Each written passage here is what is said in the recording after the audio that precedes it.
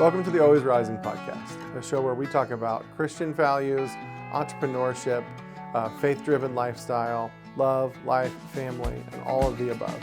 Thank you for joining us. We hope you enjoy the show.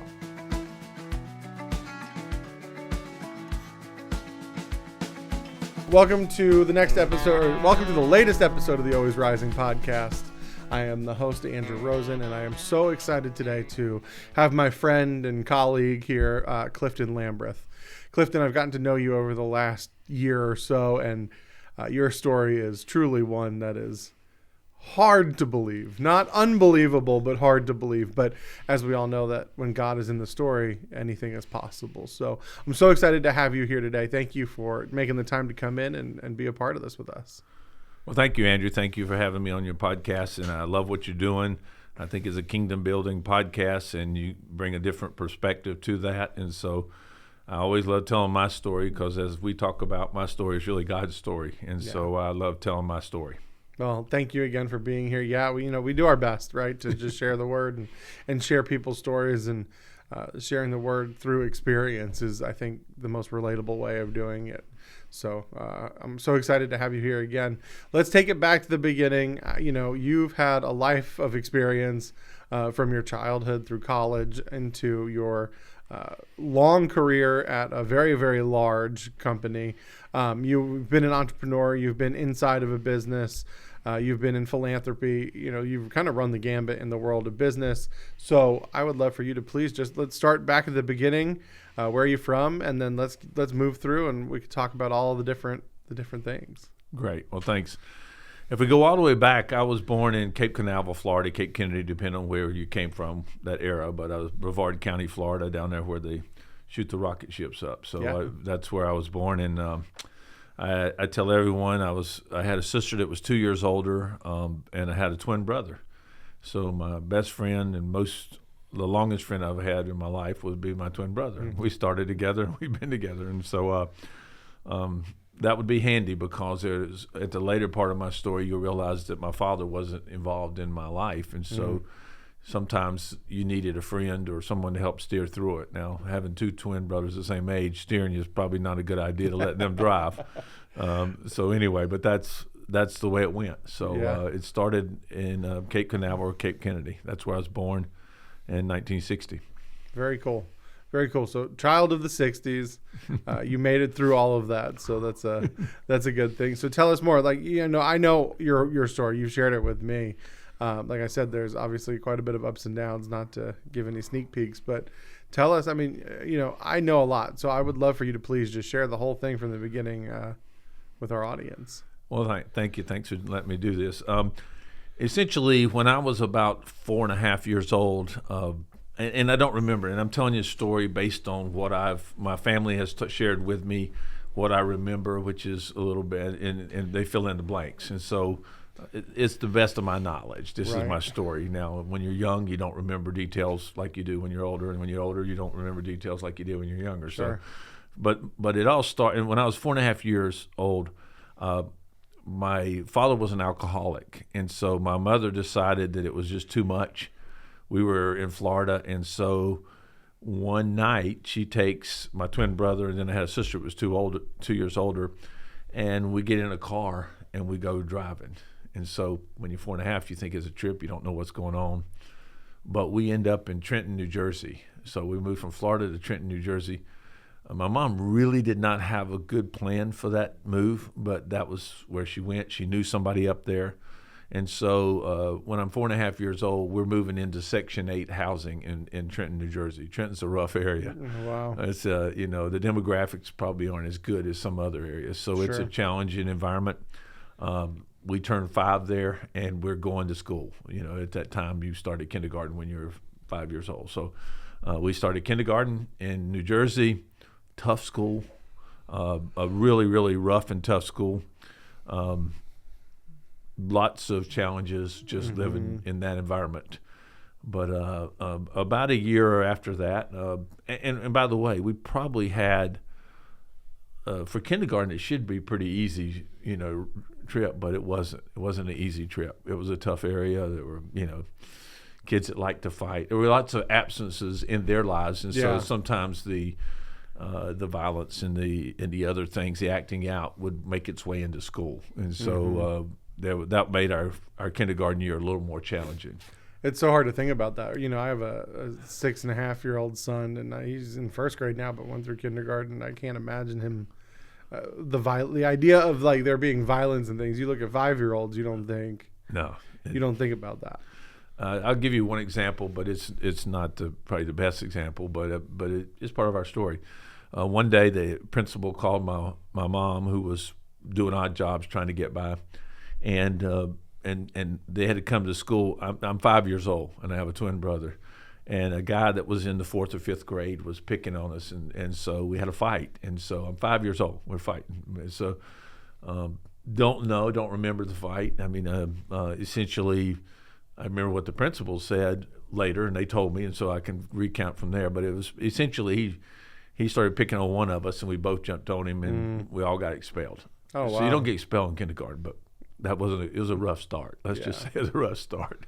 Yeah. So we went on that year. We figured that out. We got through kindergarten, and toward the end of that year, my mom did not tell my dad where we were going.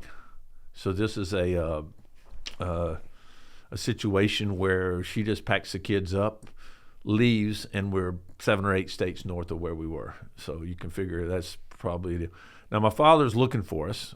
He's looking to find us. He hires a private detective. They've chased some mail and different things. There was no internet or anything like that back then. But he figures out, the private investigator figures out where we're at, and somehow. And so one day while my mom's at work and we're at school, my dad comes to pick us up. And so we think we're going on vacation. We don't know. You're 5 years old or 6 years old. We're 5.5, 6. Anyway, but they pick us up. He said, "Hey, we're going on vacation." He brought some toys. It was all exciting. We had lived a year in Section 8 housing. Wasn't a lot of toys. Wasn't a lot of Christmas coming to our house. Santa skipped that neighborhood. But anyway, we basically we get in the car, and he takes us back to North Carolina. My parents, neither one were excellent planners, so he had little strategy on what to do also. So, my life is statistically improbable. Without God, you would never believe that it would go the way it did. But anyway, we get back. He moves us back to High Point, North Carolina. My father's an alcoholic, but he's an alcoholic counselor now, so he's sober. Okay. But he's doing counseling at an alcoholic home, or rehab center, detox center, all that right there on the facility. And he decides that's probably the best place, since he has no other place for us to go. And so we go, not a great environment. It's not a great environment. So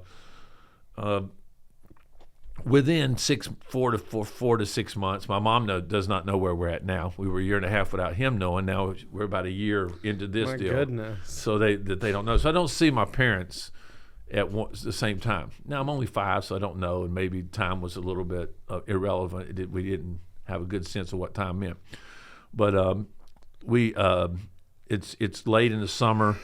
He realizes that the alcoholic home's probably not the best for a two twin brothers, 6-year-olds, and a daughter that's 2 years older.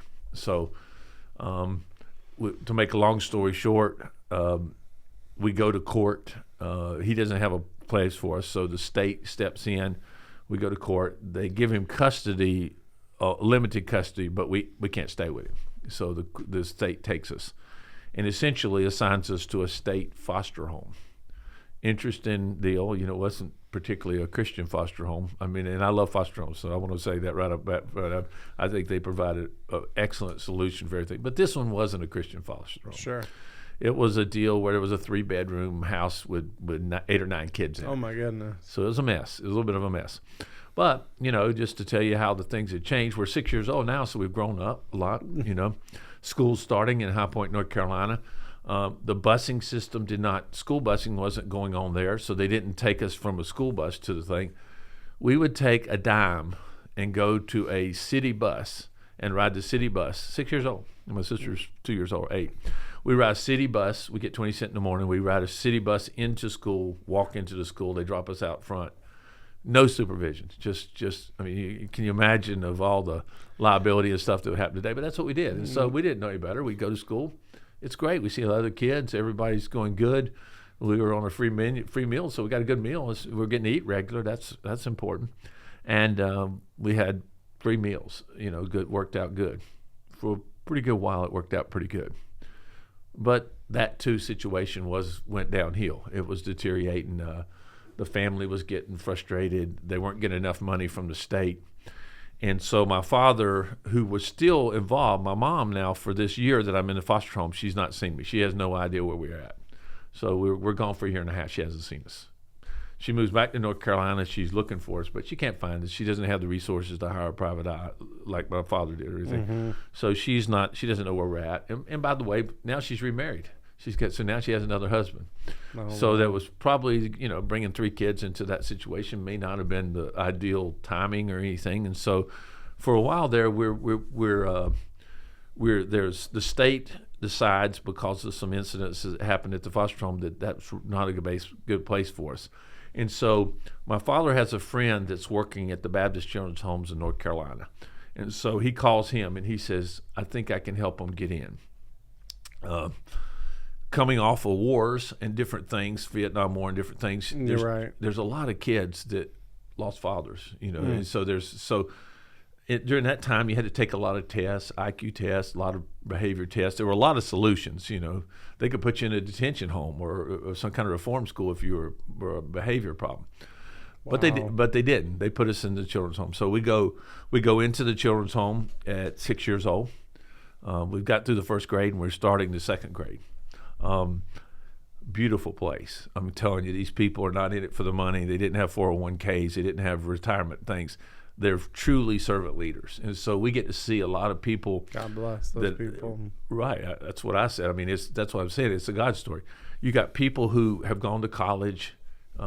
They're successful in their own right, and they're pouring back into these kids. By the way, at Mills Home, which is one of the children's homes, the Baptist Children's Home, it's the biggest, but not they have 13 campuses there in North Carolina. But essentially, there were 350 kids there. So we come into an archway going into this thing, and you can picture us in the back of a station wagon where they're dropping us in. And I looked to my left, and there's swing sets everywhere. There's a ballpark. There's a swimming pool, wow, and a gym. So these are not assets that we had access to earlier before that. So I'm thinking this has got to be kind of like what the country club life is like. It was a hillbilly country club, but it was fine. It was 300 kids. Now, you can imagine that if these kids are all either orphaned or come from broken homes, right, that there was more baggage involved in that in those kids than there is at Southwest Airlines. Sure. I mean, so there's lots of things going on. So, oh man! But we get there, we arrive, we're 6, we're starting the second grade. So we're excited. We got other kids. We can, we got a gym we can play basketball in. We got a pool that we can swim in the summer. We got swing sets and ballparks and everybody wanting to play. And so we assimilated pretty well into that environment. Yeah. And it was a very supportive environment. So, you had house parents. You actually had 2 house parents. You had a couple. So you had a male and a female. And so you got sort of a simulated family, roughly. And so this is you, your brother, and your sister all correct. At this point? Okay. Yes. Yeah, all 3 of us are in the home. And so, and guess what? We go to church every time it opens. Wednesday night, Sunday morning, Sunday night. We're singing in the choir. None of us can sing, but we're in the choir. We're participating because participation was a big deal. They didn't have participation trophies back then, but participation was, insisted on. So we did. And so I really don't understand Christianity, but I know these people are different when I first meet them because they're nice, and they don't seem to be struggling as much as the people that I had before that I saw struggling. And so I'm all excited about this, and my brother's excited, and we're meeting other kids, and we really didn't know. We didn't know how bad we had it, and when I got there, I realized that some of the other stories were a lot more tragic. My parents were alive. They weren't active, but they were alive. A lot of them didn't have parents that were alive. So when you arrived there was no hope that you would ever leave. Yeah. You'd leave when you graduated. That was the way it worked. And so we went there. We flourished. But I didn't see my mom for about 3 years, and somehow she figures out where we're at. Oh, wow. And now the children's home allows visitations, so they could come over once a month. she didn't come every month, but she could come once a month for visits. And then later we could actually go and visit with her in her home once they made sure that was all safe and everything was good there. Okay. So, which is another story. I mean, that's another story. I mean, once now my mother's back involved, my father's back involved some, not together obviously, but they're both involved in the children's home, is kind of setting up visitations for us, and so about every month we'd see one or the other, and so not always, but most months. So we realized that when we came, we're going to be there till we graduate from high school. So it wasn't like, I know they're going to come pick me up any day now. Right. It wasn't going to happen. My brother and I are perceptive. My sister was very smart.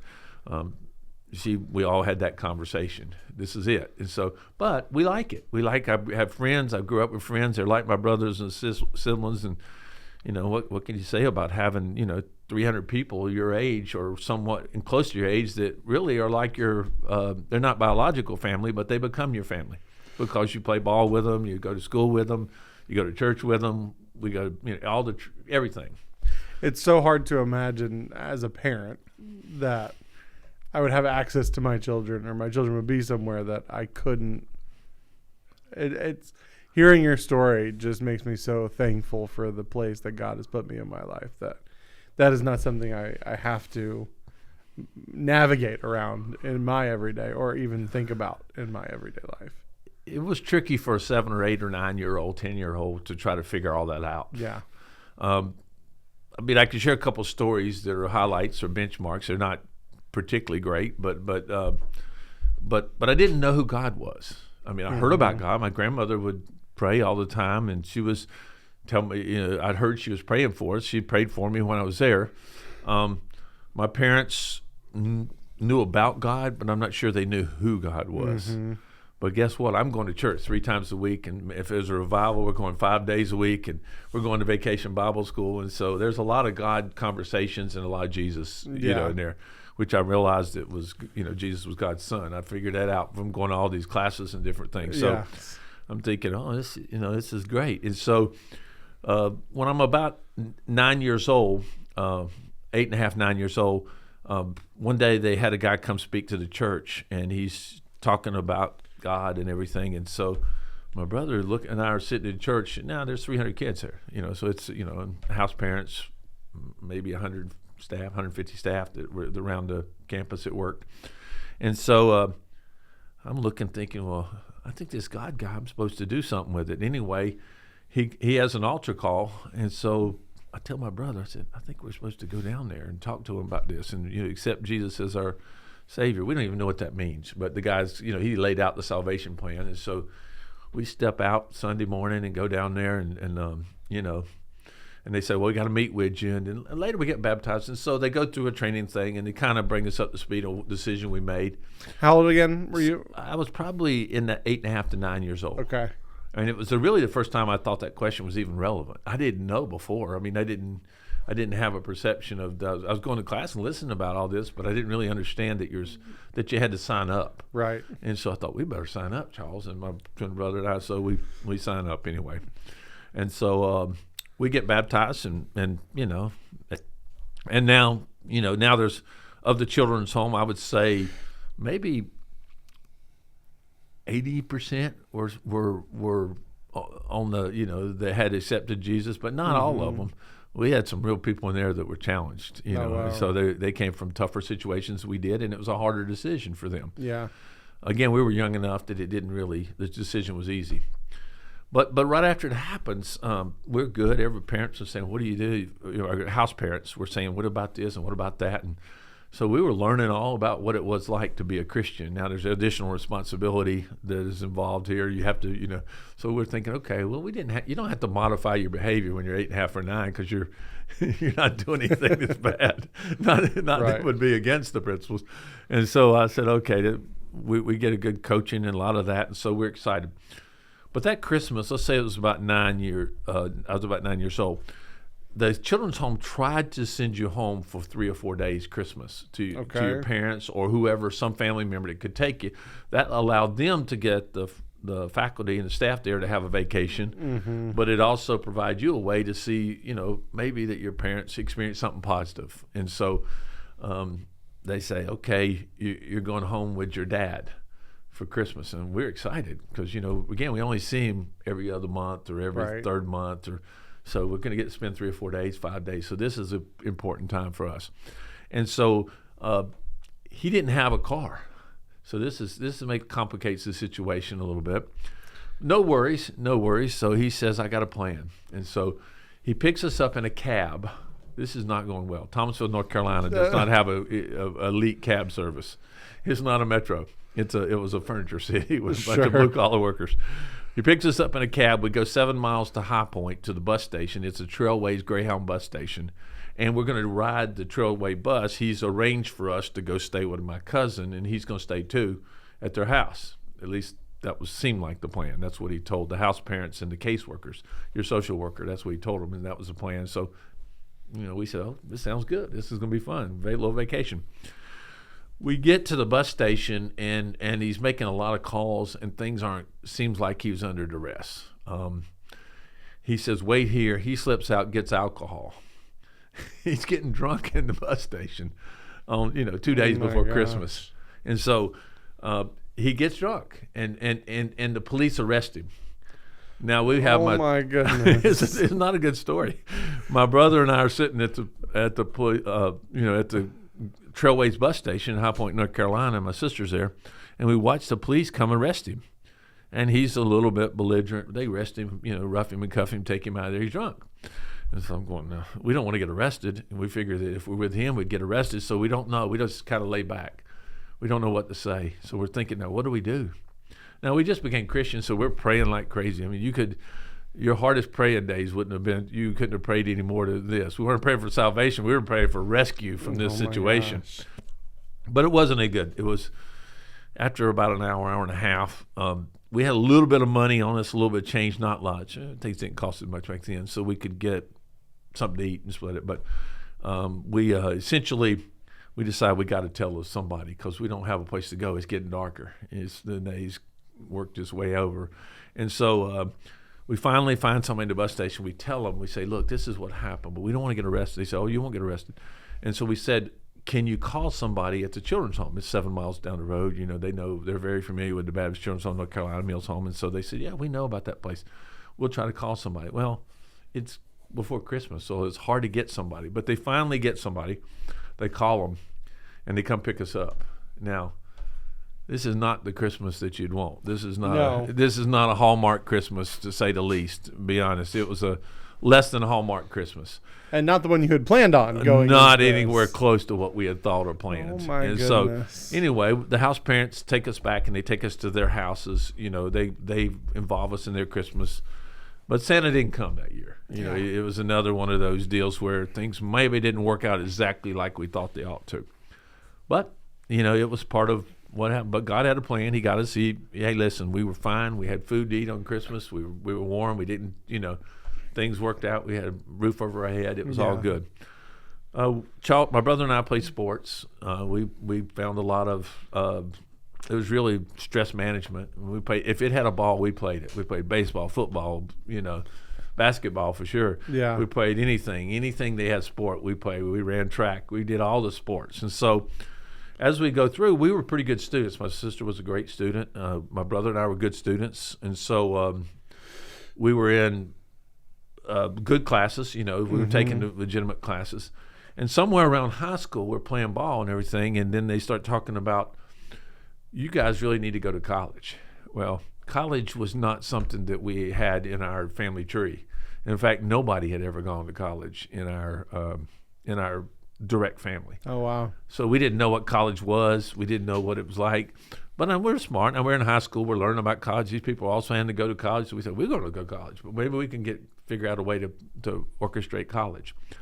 And so my brother and I were playing basketball, and we thought, well, we could get a deal if we went to a small enough school. Maybe we could play ball, and they would help or something like that. So our plan was to try to play ball and get a little bit of help for college and figure it out. So to make a long story short, we did go to college. We went to Western Carolina University up in the mountains of North Carolina and Go Cats.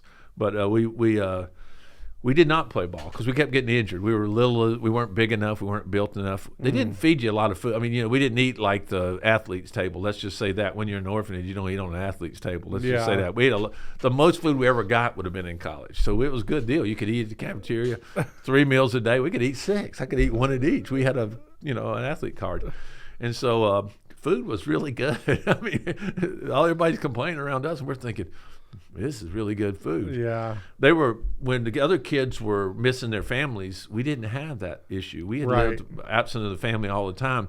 And when we assimilated quickly into our hall and friends on college. And so they're all thinking, I miss my family in my own room and all that. That wasn't anything we had. No, now you have a room. Yeah, we had a room. We had a room and only 2 people in it. This is like luxury living. We were living a dream. And so we go to college. We do well. Didn't play ball, but I got some scholarships. We got some scholarships. And the Baptist Children's Home of North Carolina said, hey, if you'll go to college, we've got this endowment fund that nobody uses because nobody goes to college.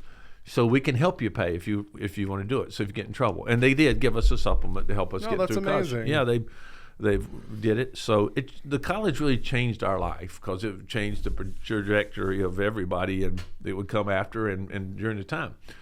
So my family doesn't know what college is about. I try to tell them, this is this and no. They go, okay. They're not real sure what I'm talking about. It could have been, there is no internet. Right. And, remember, there were 3 channels on TV and they were black and white, and most likely the TV program and didn't talk about college. Mm-hmm. So the shows they watched certainly didn't talk about college. So anyway, we do well. We get a lot of wonderful mentors at college, and they get us through the college, and then they say, look, guys, you guys are smart. We're making the dean's list. We really are flourishing in college. And we took some leadership roles and different things. We're in a fraternity. These are things that were way outside of the scope of a person that grows up in Section 8 housing or an orphanage. But we're playing. We're going along. God's just opening doors and closing doors. We're all thing. Wonderful professors that gave us odd jobs to help me get through school, and we did well. So we basically go through college, and they say, you guys are smart enough, you need to go to graduate school. Well, we graduated undergraduate in 1982. The market was depressed. It wasn't a lot of things. The only jobs really for college graduates at the time were retail, and this is before Walmart, so it would have been Kmart or some Roses or one of those stores that they're not around anymore.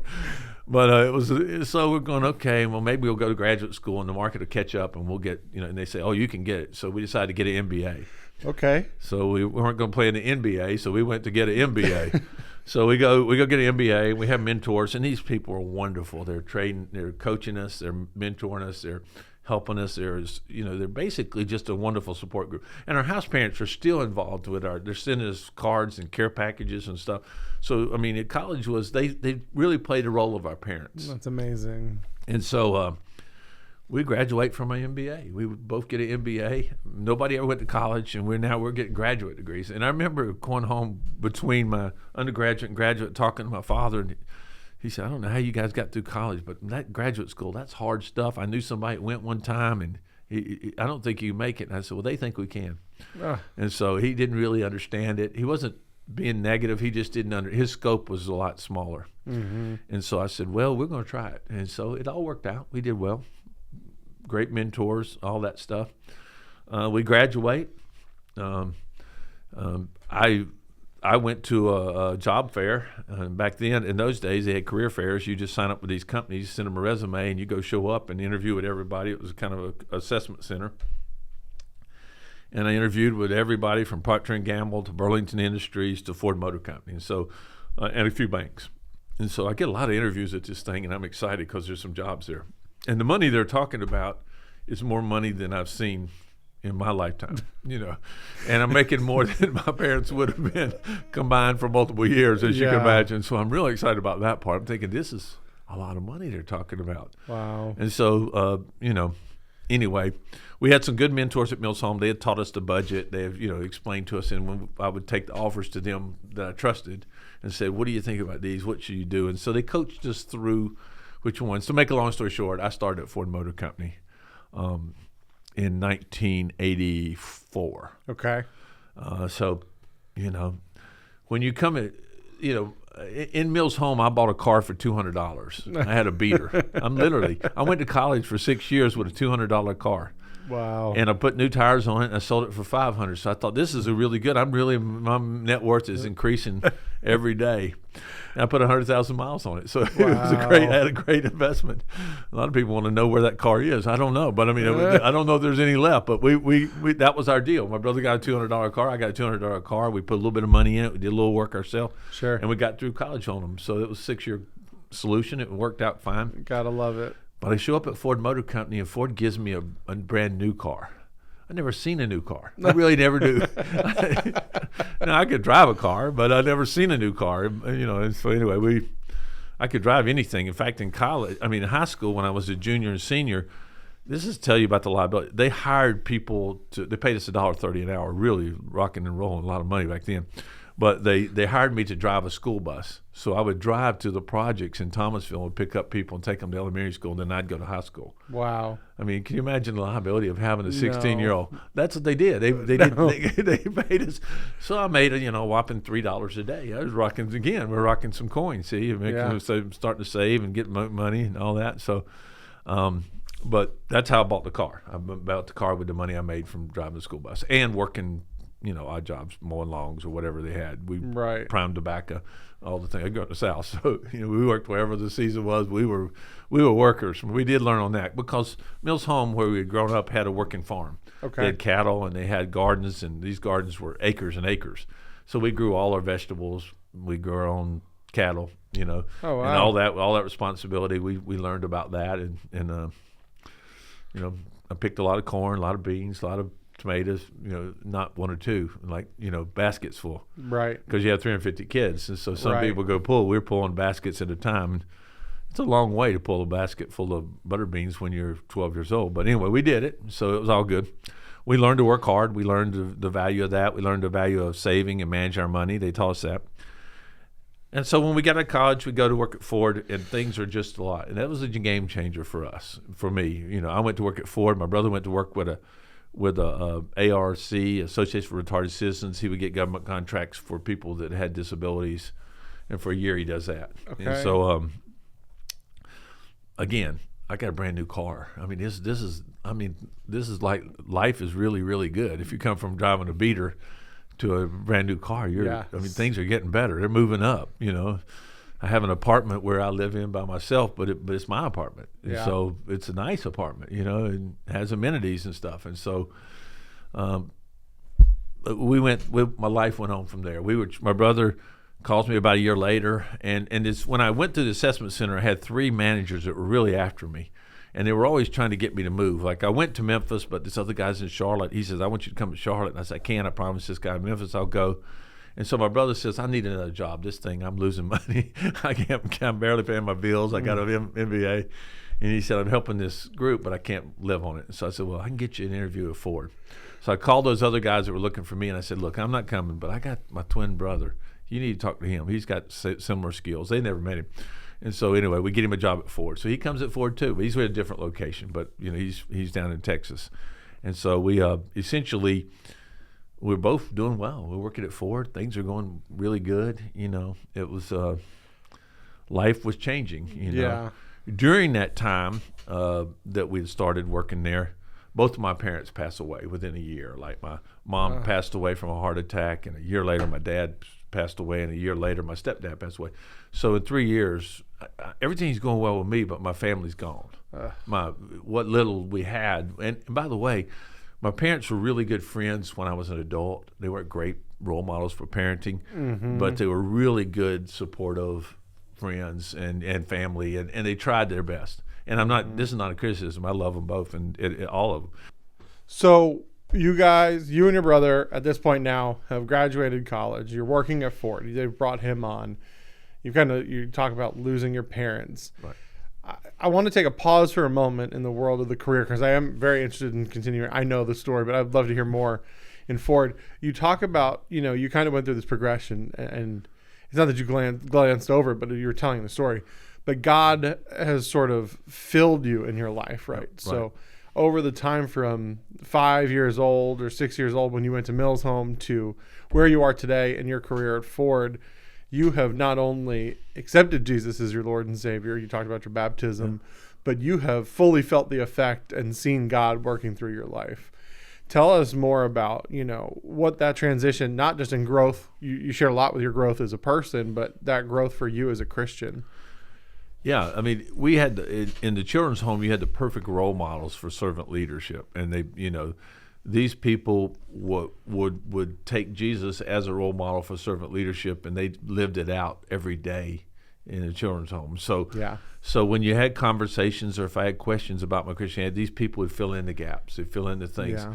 And we had, and some of the house parents were just wonderful. They loved it. We were always in ministry. I mean, they were always communicating to me, what they thought God had, the plan they had, and they told me how it worked in their life. And so I was looking for these road marks or these different things in my life, but God was filling in the gaps. I mean, He was filling in the gaps as I moved here. I moved quite a bit with Ford, and so as I would move, I'd had different churches, and I always met more people. I think God His greatest architecture plan was inserting people into my life that I needed at just the right time. That's exactly what He does. Yeah, and so my prayers would always be, God. After a while, I said, okay, I got this, God. I know what you're doing. Send me the right person, and they were always there. I mean, it was statistically improbable. I would just meet people out of the blue, and they would give me the missing links that I needed to complete my faith, but also to go on my journey. So they were equipping me for things that would come later. And so God's been good all my life. He's done that. He's, I would listen. While I was at Ford, what I used to tell people, I went to Automobile University. So back in those days, we had cassette players, cassette tapes, and before CDs. And so I would listen to Bible teachers. I would listen to motivational people that were Christians and all this. And so I was getting the answers that I needed, and I could see God bringing the puzzle together. And so I knew that God had plans for me beyond where I was today. And I could see, looking back, that God was always there, even from the bus station. Yes. Even going to school, even playing sports, injuries that you have. And I saw all in the friends that would come into my life during these times. I could always see God in certain people. And so in my life, what I got to see, looking back especially, I didn't always see it at the time, but I see it looking back, that God always brought people into my life to help me grow spiritually. Yeah. To grow maturity, to get me more mature, and also just when I look back, I saw He brought them in to equip me for the future, and so looking back, I can see that God was a part of every bit of that. Amen. And so coming from a family that wasn't, my grandma was a strong Christian. I said that, yeah, but my parents were not. Right. My mom did accept Jesus, and she became a Christian, and so I'm excited about that. I think my dad did, but he had a hard time talking to me about it, and so my brother and I decided not to push too hard because we were excited. We wanted to get him on the team. That wasn't probably the best strategy, but he did his best, and we loved him and loved my mom. So we had people in our lives that were sent there by God. I guarantee you that. So looking back, I could document every one of them. When I needed another way to look at things, or I needed another skill, these people would come in and they'd fill in the pieces. And I always thought that God was sending them on my journey to help me get to somewhere I wasn't at the current time, given where I was at. So it's beautiful to be able to recognize that. Oh, it's always great. Obviously, we see that looking back, but it sounds like you recognize that quite a bit in your journey, even at the time, quite often. Yeah, I tell people, when you're inside the bottle, it's hard to read the label, so you don't always see it at the time, but you can look back and see your 2020. I mean, it's 100%. You can see God was here, God was there, God was God sent this person, God sent that person, and even in my life when I'm going through making tough decisions and different things. I mean, I remember this guy named Charlie Jones. He was a Christian motivational speaker. He wrote a book called Life is Tremendous. He had a company called Executive Books. God we became friends. Because I was in sales, I needed motivation, and so I would get all these motivational speakers. I'd listen to guys like Zig Ziglar and Kent Blanchard and Charlie Jones, and these guys were at the top of my level. I listened to everything they wrote or said. I read it or I listened to it on tape, and so I was always going to Automobile University because I was in Ford. We drove a lot. We're a car company, so Right. I had windshield time, and so I didn't really like the top 40 or anything like that, or any of that. So And we they didn't call have. that YouTube University now. Yeah, well, it's the same thing. You guys have moved up. You got videos. I couldn't do that and drive, but anyway, the same thing. I could still listen. Sure. And you got a lot better database now than we had. But I had a lot. And I listened to a lot, and they poured into me. And so, even watching that in my life, I remember reading a book called 1 Minute Manager. And I thought, Ken Blanchard, this guy's really got to be the smartest guy in the world. And as God would have it, he introduces me to Ken Blanchard at an event. Oh, wow. And so Ken Blanchard was starting a thing called Faith Walk Leadership, and later it became Lead Like Jesus. And so I go to the seminar to see about Christian leadership, and my wife and I go, and that's the story in itself. They're going to have, he's just having the second one he's ever done. It's in Charlotte, North Carolina, and we hear about it, and they said, well, it's full. We call again and said, are you sure it's full? And they said, well, 2 people canceled, so we jump in, and then another friend of mine tell him about it, and 2 people other canceled, so he went. And so we all go. It was always going to Lead Like Jesus, and I never heard anybody telling about Lead Like Jesus. My idea of leadership was one thing, Right. It's management control, sort of maybe a military deal, model, and he was talking about a different kind of leadership. He was talking about, and I knew Jesus as a personal savior, but I didn't look at him as a leadership model for how I should lead in my life. And so I was learning new stuff, and then I started to go to this seminar, and Ken Blanchard's up there talking about it, and I'm going, this is the greatest thing ever, because he's talking about getting with people that are 10x. I didn't even know what 10x meant, but it sounded good. It's a brand now, maybe 100x, or maybe 1,000, whatever the new X is. But he was saying, if you can get the people in the leadership roles to buy into servant leadership and lead like Jesus, then what you're going to do, you're going to have an impact of everybody that they're in. And I thought, this is really, really smart. And this guy, Ken Blanchard, went to Cornell, and he's got a doctorate degree, and he's written, I think he written 20 or 30 books in, but I was reading them as fast as I could. I always thought, 1 Minute Manager was the best because it was an airplane read, and I like those kind of reads.